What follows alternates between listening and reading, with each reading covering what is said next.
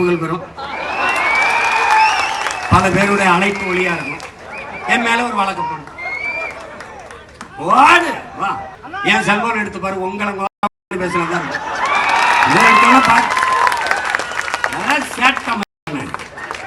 எதுக்கு படிச்சா எதுக்கு வந்தா அந்த வேலை. இப்ப இந்த அதிகாரம் மேலிடம் சொல்லிருச்சு, எதிராக உங்க மேலிடம், பல மேலிடம் கீழிடமா இருக்கிறப்ப போய் பீச்சில் மேலிடம் கீழிடம்.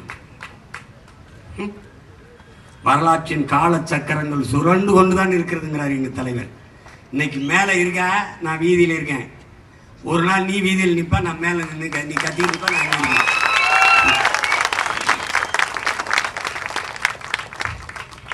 ஐயோ அப்படி பேசிட்டார். ஐயோ அவர் எவ்வளவு பெரிய புனிதர், அவர் எப்படி கட்டிய மனைவி தவிர வேறொரு பெண்ணின் நிழலை தொட்டறிய மாட்டார். தமிழ்நாட்டு பாட நூல்ல இருக்கு யாரு, நம்ம தாத்தா நாமக்கல் கவிஞர், தாயை நிந்தித்தவன் தந்தையை வெறுத்தவன், இதெல்லாம் சொல்றாரு. அது ஒரு இழி சொல். சரி வேணாம் விட்டுருவோம்.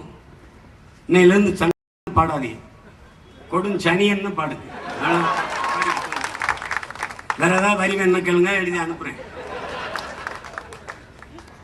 நாட்டுக்கு இதெல்லாம் பிரச்சனைங்க, இவங்களுக்கு அதெல்லாம் பிரச்சனை.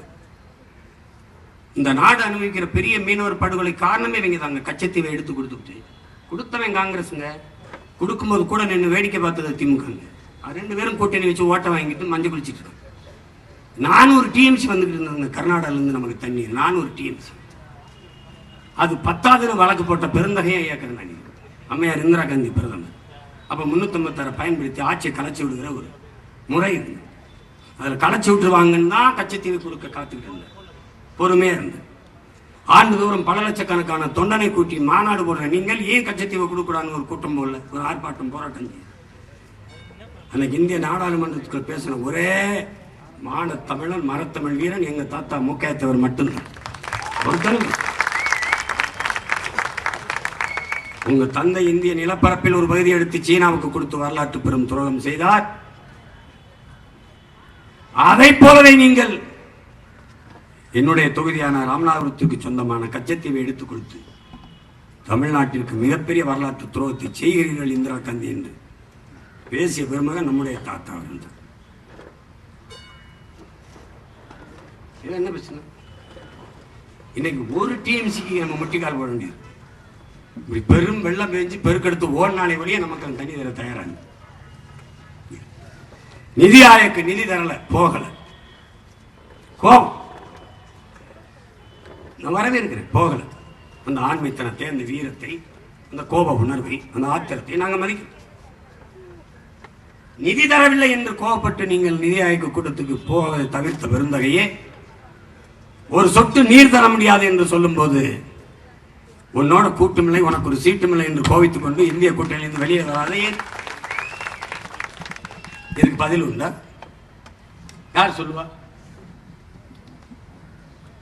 உறவுக்கு கை கொடுப்போம், உரிமைக்கு குரல் கொடுப்பீங்க. நீங்க இப்படிதான் ஒரு குரல் கொடுக்கிறதா? வரல வெள்ளன் கொண்டு போன்னு போயிடும். குளத்தோட கோவிச்சுட்டு குளிக்காம போனா நாத்தம் யாருக்குன்னு வச்சுக்க. நீ வீரனா இருந்தா அங்க போய் என்னுடைய வரிவாய் எல்லாத்தையும் மொத்தமா எடுத்து வச்சுக்கிட்டு சேட்டை பண்ணிட்டு இருக்க. நீ குடுன்னு கேட்கணும். நிதிஷ்குமாருக்கும் சந்திரபாபு நாயுடுக்கு ஏன் கொடுத்த?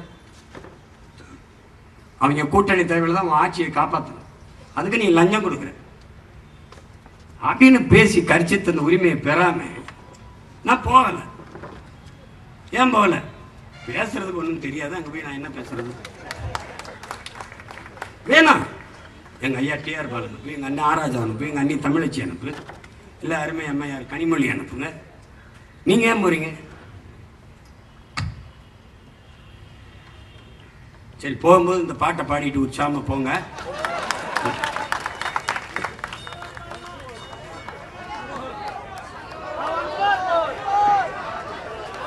இப்பவே ஹிட் ஆயிருச்சுடா.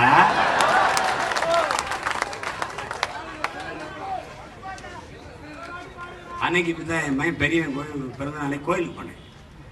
சிவன் கோயிலுக்கு கும்பிட்டு முருகன் கோயிலுக்கு போகலாம். அங்கே போனால் குறுக்கெல்லாம் கூடிட்டு ஐயா அந்த பாட்டை ஒரு தடவை பாடிட்டு